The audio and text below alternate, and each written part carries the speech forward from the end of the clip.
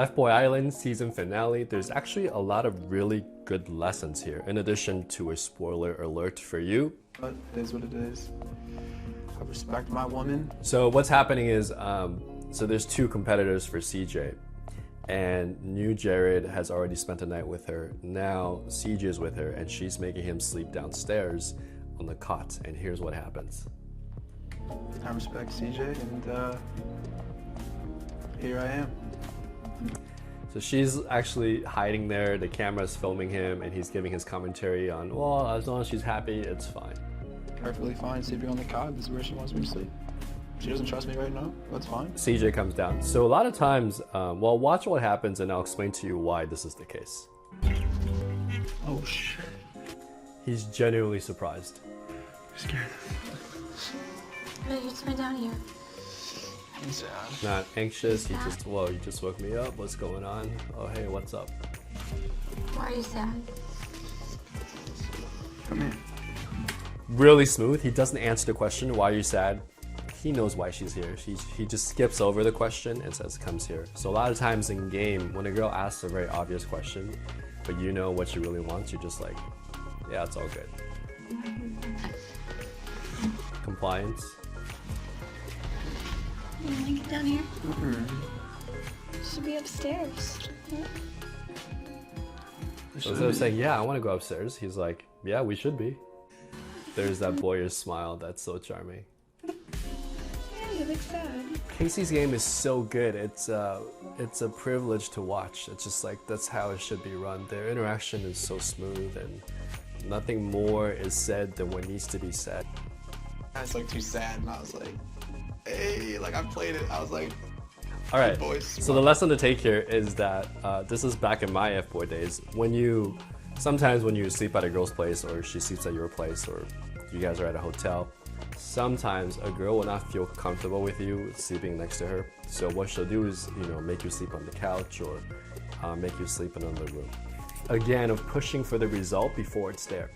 I've had a lot of scenarios where I'll sleep on the couch or I'll sleep in a different room, and in the middle of the night she'll get up and come hang out. Or in the morning she'll feel horny and come out.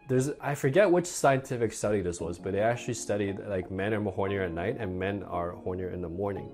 There's actually a scientific reason for this. In evolutionary biology, if the woman knows that the man will stay overnight and be there in the morning, she's more likely to be protected and have his resources when she gives birth to the offspring. So I've had many situations where if I just acted cool, I'm like, well, it's your choice. Again, it's the girl's choice, and I go sleep somewhere else, she's gonna be like, well, this guy respected my boundaries, I feel safe, and she's going to come back and initiate escalation. This doesn't always happen, but I've experienced it more times than I can count, especially with girls that are a little bit more shy, need a little bit more time to like make sure I'm the real deal. This technique has worked. So if you are alone with a girl and she's like, no, we can make out, but I don't want to go all the way, just give her her space and see what happens. Jared. Oh, thank the Lord. So, okay, CJ picks Jared. A lot of viewer comments about Casey having perfect chemistry with CJ, But you gotta look at it from like a girl's point of view, and you have to look at it from like a behind the camera's point of view. You have new Jared, who is an ex-athlete, probably has a lot of money, is in his 30s, pretty smooth. Then you have Casey, 24, very, very smooth, charismatic guy, but probably a young kid without a real job, living in Ohio. So what's CJ gonna pick if she's like living in LA? What makes sense long term? Girls, here's an uncomfortable fact. Girls will sleep with the fun guy, the fun, charismatic FBoy, and she will marry the guy who has a little bit of both. Now, before you start judging women, guys, we do the same thing. We like sleeping with girls that are crazy, fun, unpredictable, but we probably don't want to wife her up, right? On the other hand, you have wifey here. She's probably a little fun, but she's more predictable, more stable. She's gonna be a good mother. So these are long-term considerations when you're dating, obviously. What kind of person do I want to end up with long-term? I think Casey's great. I think they have a little bit of an age gap. I think CJ knows she's getting older. She just hit 30, and Casey's still a young kid trying to explore himself. So she made the decision that was right for her. of all the girls on this show, I feel like she has the most social intuition, and she made a good decision. She really chose correctly, you know, two guys that were the most compatible for her, that had the best experience and most likely the best result after the show. You would have received the $100,000, right? Yeah. And you would have the power then to decide whether to keep it all for yourself and break up with C. So we know Casey's a good guy. He came in as an F-boy, but he made the decision beforehand, allegedly. And you can tell he's a good guy. He's young, he's having fun. I'm sorry, Sarah. No, you're not. Fuck off, seriously. But I do regret wasting my time on you. I thought Josh was a great guy, but I just think he is too old for her. I think she's 25, he's like, I think 34, 35, and they're in different stages of their lives. The problem with guys like Josh in particular, even though I'm more like that now in my 30s, is that there's no excitement, there's no fun, and sometimes a younger girl just wants a little bit of the unpredictability. The quality of our lives is the level of uncertainty that we can comfortably live with, right? So I think with Josh, it just became too predictable. Also, you can tell that when they had their honeymoon suites 101, when she woke up with Josh, she was like, yeah, it's okay, it was good, it was comfortable. But with Garrett, he was like a little bit wild. With nice girls like Sarah that are like early 20s, you really have to introduce them to like another level of sex game. And when that happens, they're like emotionally addicted to you. So I think Garrett's sex game was just better than Josh's, in addition to other reasons, but I think that's one of the factors as well. She likes him, she feels comfortable, but it's not fun, it's not, you know, that feeling you get when the beat drops, that feeling you get when you feel like you're flying, and that's why I think she let him go, even though he's such a good guy, to chase Garrett. I'm just not ready for a relationship. You just wanted the money. Say that. You just look like trash. Oh my God, look at her face. Holy shit. At least he's honest, you know? It's like outside of this, you know, tropical island where everything's perfect, I don't see a future with you. You know, I'm in LA, you're somewhere else. I get that practically it makes sense, right? Like I see Garrett's perspective, but the way he's saying it is such a, maybe the producers told him to do this, but it's so hateful that it's so easy for people to hate him, just the way he's telling.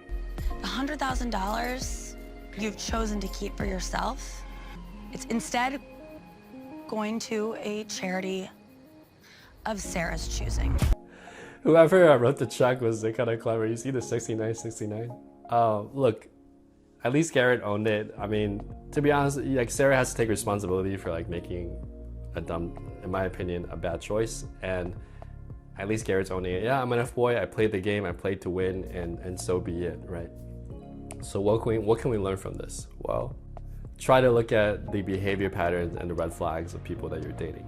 Number two is, if you're gonna be an F-boy, be nice about it. Don't build a reputation of cheating, lying, or manipulating because you're bad.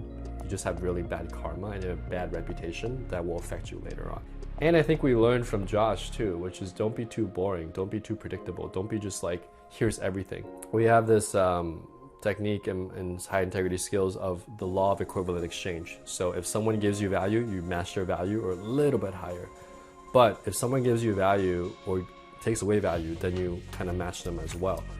Garrett gave a little bit of value, Sarah followed, and then she gave him a lot of value. You have to really understand wherever they invest in you, you match them, and sometimes with good faith, you lead a little bit, but you never want to lead too much, otherwise this person starts taking all this for granted.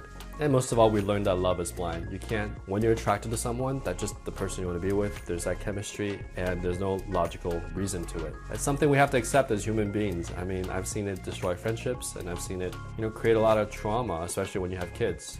The thing that I would love to do with my mission would be to teach people to have the skills to understand this process so they can choose to fall in love with the person that's the best choice, not just from an emotional standpoint, not just from your heart, but also practically, how do you balance it? In everything in life, there's balance. You can go about your dating that way. I think you will find the right person and you'll be able to fall in love without experiencing the negative emotions that comes with falling in love with the wrong person. I hope you enjoyed this series. If you want more information on my coaching and social skills, check out the channel, subscribe, like, and I'll catch you on the next one.